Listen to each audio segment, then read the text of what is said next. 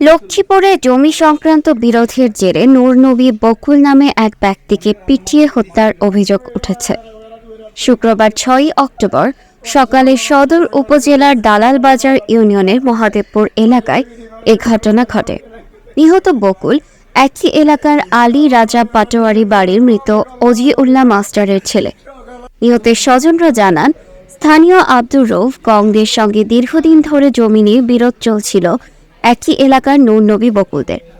সকালে বিরোধী ও সম্পত্তি থেকে সুপারি পাড়তে যায় প্রতিপক্ষ আব্দুর রউফ মাস্টার, আশরাফ ইসলাম বাবুল, জাফর আহমেদ পলাশ গংরা। বকুল এতে বাধা দেয়ায় উভয় পক্ষের কথা কাটাকাটি হয়। এক পর্যায়ে বকুলকে কিল ঘষি ও লাঠি দিয়ে পিটিয়ে গুরুতর আহত করে বলে অভিযোগ তার পরিবারের।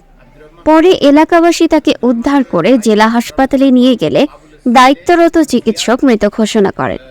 এই সময় ঘটনার স্থল থেকে জিহাদ, আব্দুল্লাহ, হামিদ নামে ৩ জনকে জিজ্ঞাসাবাদের জন্য আটক করেছে পুলিশ।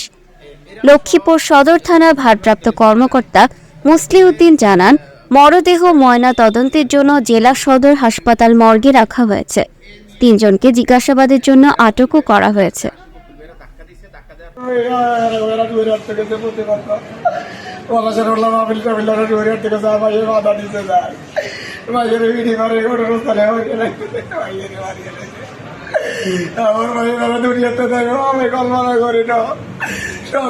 বাড়িতে দীর্ঘদিন পর্যন্ত একটা ওয়াকফ স্টেট নিয়ে আব্দুর রহমান মাস্টার গঙ্গদের সাথে ঝামেলা চলতেছে। আর আমাদের স্টেটের সভাপতি হইল আমাদের ইউনুসারে।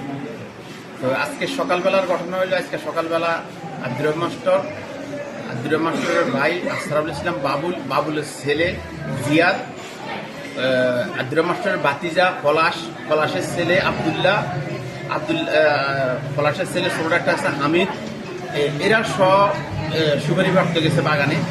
বকুল ভাই হলো এই মসজিদের কমিটির সদস্য। এখানে সুপারি পাওয়ার স্কিল নেই। এই নিয়ে এরা বকুল ভাইয়ের সামনে আসছে, বকুল ভাইয়েরা ধাক্কা দিচ্ছে। ধাক্কা দেওয়ার পরে বকুল ভাই নিচে পড়ে গেছে। আর বকুল ভাই আবার উঠে এরা ৫-৬ জন মিলি বকুল ভাইয়ের গাত করে পড়ি ঘটনাস্থলে বকুল ভাইয়েরা মারিয়ে গেছে।